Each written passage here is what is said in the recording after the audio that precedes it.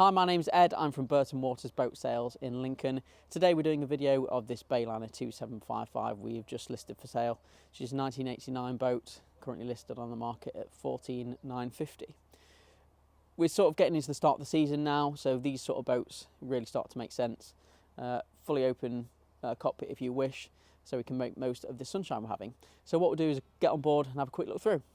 Okay, we're inside the cockpit area right now, so we can have a quick look around. One of the things I have done is lifted both the sides to the cockpit canopy. Something that's a little bit unique for this boat is the fact that you can access the transom on both the port and the starboard side. A lot of times with sports cruisers, it sort of favours one side. So, for example, the seating goes all the way round and you can only get access via either the port or the starboard side, which makes it a little bit tricky when you're mooring up. You have to moor on certain sides, whereas this one's got access directly from both the port and the starboard side, but you're not really suffering in terms of seating because you've got a central seat directly in the middle, which can still give you that sort of seating arrangement. Canopy was new not too long ago, about just over a couple of months ago, so that will last you a good maybe even 10 years. It's been designed in such a way that you can disconnect it in sections, take it apart.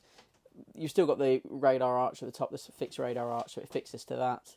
But you can take things off in sections, like I said, so you can leave this top section, this bimini section up, still gives you some shade, but also you can take the sides off, because ideally with sports cruisers like this, you can take this front screen off, you can sit at the helm position and have a look out over the central screen. You can stand or you can sit. Seating area over to this port side, you've got this big bench seat over to the port side, so you can sort of feel part of the action when you're going down the river. You can sit opposite the driver, so you can still get a nice view of everything because you're in this slightly elevated position. The upholstery is in decent condition actually for the age. It looks semi-original, and there's not any sort of rips or tears that I can really see, but it's perfectly serviceable. The same goes for the helm seat and also the seat at the back. Over to the starboard side here, you've got a wet bar, it's just a sink, and then behind here, just a little bit of a storage area if you want to store some things away. Directly underneath Fred's feet there is the access to the engine room, so we'll get a cutaway shot of that. But it's nice and easily accessible. You don't have to move any of the seating or anything like that. It's just on. You can just lift it at 2 points and it just comes up on rams and gives you access to the engine for your daily checks and things like that. You can get access to the boat via the side decks, so you've got a sort of moulded in step on both the starboard and the port side, and then you can get direct access to the bow of the boat.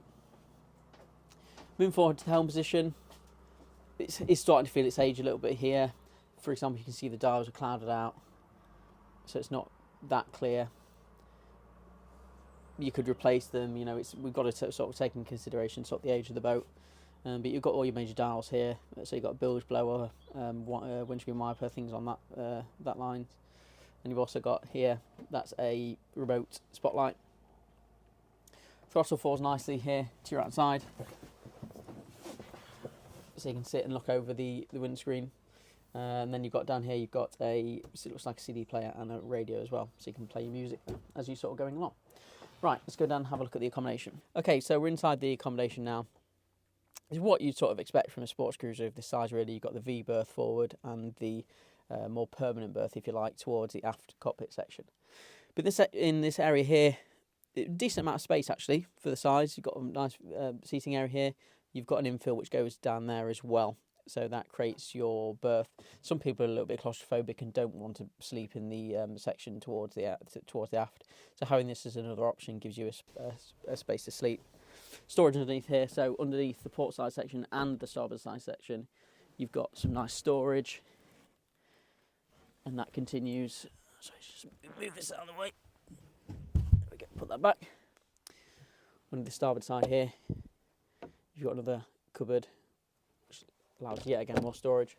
Doesn't feel too dark in here. It's helped partly by the hull windows in the side. So Bayliner is generally, you'll find the design language is sort of got these hull windows, so you've got them both the port and the starboard side. You also got this hatch here which lets natural light in, so you can spend more time down here without feeling like you're sort of crammed in.